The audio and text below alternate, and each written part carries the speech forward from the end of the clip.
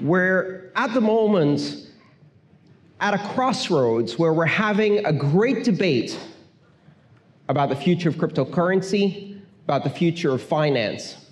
And a lot of people are expressing some very strong opinions, myself included. The backdrop to all of this is all of the people who aren't in this room, who will never be in a room like this. In 2013, I visited for the first time the beautiful country of Argentina, and I did a talk in Buenos Aires, and it completely changed the direction and trajectory of my involvement in Bitcoin and open blockchains. For the first time, I didn't need to explain why. Why Bitcoin? Why open blockchains? Why freedom of finance? Everybody there was interested in one and only one question: how? How do I do it right now? Because the why is obvious. It's obvious to people from Argentina. Someone came to me at the conference and said, "You've inspired me today. I was terrified to come to this conference. I was afraid of what might happen if our government changes again. My grandparents were kidnapped by the previous regime. We didn't see them for months. We thought they'd thrown them out of an airplane." Think about that for a second. We talk about financial inclusion, we talk about the banked and the unbanked, and we have no clue in our position of privilege what this means. It shook me to the core. And I've had conversations like that every year since I've started working in this space. People who come to me and say, "I hear you," because that's my story too. What does it mean to be unbanked? The World Bank defines unbanked as the 2.5 billion people who have absolutely no access to financial services and live in cash-based societies. Conveniently, they only count heads of household, meaning the spouses and children are unimportant in this calculation. Only the primary earners matter. And yet we know that in the vast majority of the world, finance is controlled by women. They're not counted as the head of household. To be unbanked is not to simply have only access to a cash-based society. To be unbanked is to lack connectivity to the world. It's to lack the ability to participate in trade and commerce, to be able to get a job that connects you with other people who want your services around the world, to build a future for your children. It is to be condemned to poverty. And when we look at that, what do we think? They don't have money, that's why they're unbanked. Wrong. Absolutely wrong. They don't have access. They don't have documentation. They don't have the necessary literacy to fill in an application form. And sometimes they don't have the clothes or the shoes or the appearance to even be able to enter a bank without getting kicked out by the security guard. That's what it means to be unbanked. And what does that do? It creates enormous poverty around the world, just so we can persist in this petty bourgeois idea that as long as we have every participant in every transaction prove their identity, and we can track and control every transaction through this totalitarian surveillance system, we will end crime. And in order to believe in that false idea of safety through totalitarian control, we condemn billions of people to poverty. Billions of people, not 2.5 billion. Many, many more. We talk about financial inclusion from the perspective of the rich and privileged world we live in, the world I live in.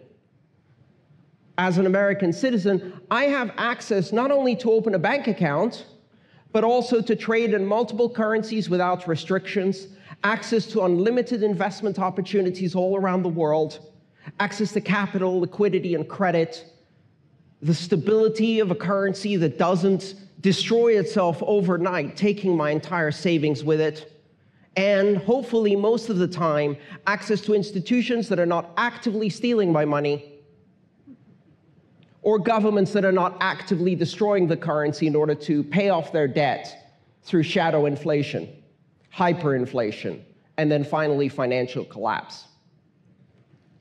How many people have that? Everyone in this room, probably. But if you count all of the people around the world who have access to that kind of financial service, it's maybe 1.5 billion. And that's why, after 2013, I started saying strongly and loudly, this is about the other 6 billion. That's what financial inclusion means. Our regulatory system is actively excluding people from access to finance.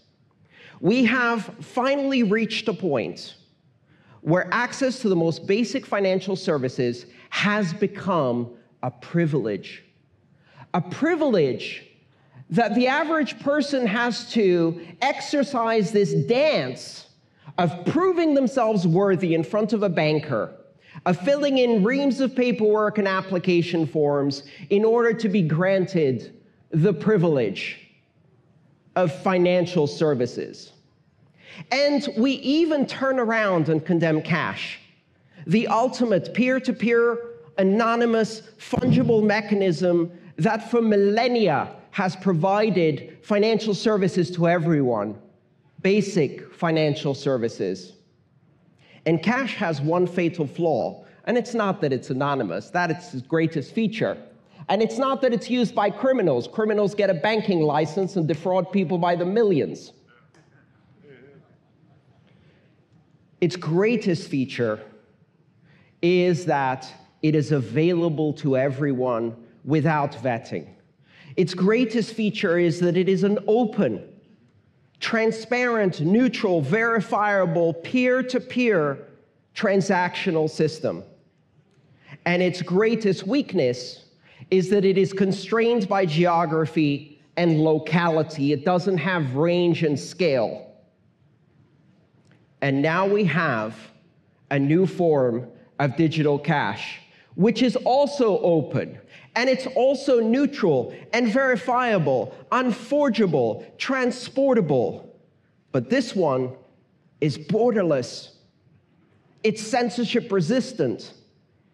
It can be used even when your government doesn't want you to use it. It can be used without privilege, without identity. And it can be used everywhere in the world by whoever wants to use it by simply downloading the software and running it on whatever computing device they can afford. That is the real revolution here. And while we're having a little privileged discussions about, should we regulate crypto? How much should we regulate crypto? Who should regulate crypto? Fuck that. Crypto is about providing universal basic finance to whoever needs it, everywhere in the world, whether we like it or not. And what will people do with universal basic finance? What they've done for millennia with access to cash, they will build a future for their children. We are paralyzed by the fear of a few bad actors, blinded by the fact that the worst actors are the ones who act with state privilege and endorsement, with the intelligence agencies hand in hand, inside the surveillance capitalism mechanism to fund dictators and drug lords all around the world with our tax money to the tune of trillions. The real terrorism, the real drug financing doesn't happen in cash. It happens in millions of barrels of oil and billions of pallets of dollars transmitted through wire transfers by the banks who get caught again and again and again and again. And they pay a fine that is a fraction, not only of the criminal behavior that they've profited from, but of the tens of thousands of deaths they've directly contributed to, and not a single person goes to jail. And at the same time, some people have the audacity to say that we need to end cash in order to stop crime. How magnificently self-righteous. In the United States, 18% of the population does not have access to banking services. That's 60 million people.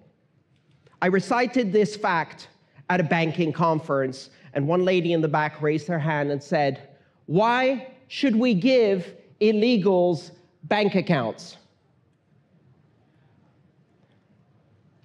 That's a chilling statement to make. Let me translate it to you in words that will make more of an impact. Those people don't deserve the privilege of financial inclusion. Those people. When your neighbor says, "Those people don't belong in our neighborhood," it freaks you out because you suddenly realize you're living next to a bigot. But when a banking regulator says, "Why should we give illegals a bank account?" I calmly responded, "You shouldn't. We will."